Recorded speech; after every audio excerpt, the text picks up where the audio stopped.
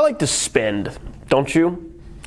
Friday comes around and paycheck comes in and we realize, oh, I got money, and we go out and spend it on things that we enjoy, things that we like. And a lot of times we spend our money to make our life more comfortable or easier. I pay a machine to wash my car so that I don't have to get out and actually scrub it down with the brush thing. If I need a new roof on my house, I pay some people to do it so I don't have to climb up there and spend 3 days in the hot sun. I pay the pizza delivery guy because I don't want to go pick up the pizza. And kind of the dream for a lot of people is to pay somebody else to do the work that they're already doing, right? I'll just hire an employee to do this work, and then they can go live the easy life while somebody else does their work and makes money for them. And I was reading Paul in 2 Corinthians the other day, and I realized Paul just really couldn't figure out this concept.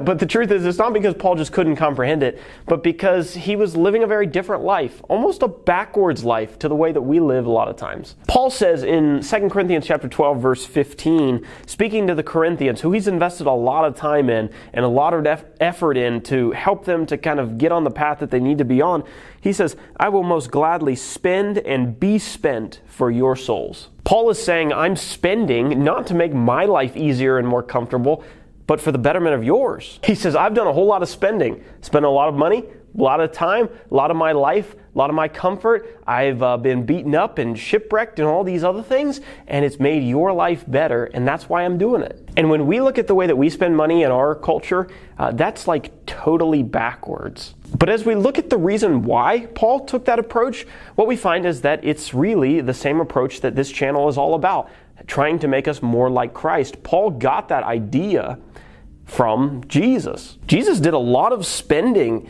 whether it was just giving up and spending the time that he could have spent in heaven down here on the earth, suffering with all the problems and the infirmities and the diseases that we have, or putting up with us and having patience with us, or healing all those sick people. That was his time. And then ultimately he was spent in agony on the cross, dying for us. And all that spending wasn't to make his life better. It wasn't to get the pizza delivered to his house.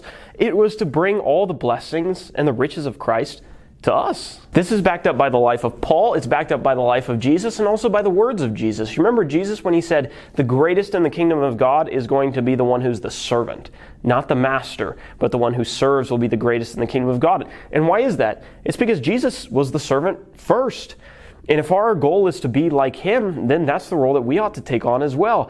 The one who serves, the one who spends for the good of another, is going to be the one who's blessed, is going to be the one who's doing this thing right. Paul's words in 2 Corinthians chapter 12, verse 15 are nothing more than a reflection of the man that he is trying to mirror, and that's Jesus. And so for us, the challenge for this video for both you and myself is to try to find ways and look for ways in our lives where we could spend, not for the good of our own lives and for our comfort, but for the good of other people, to be spent for them. But another one of the great things about living this way is that it's a tremendous example to the world and a tremendous way to show Jesus and reveal him in our everyday lives.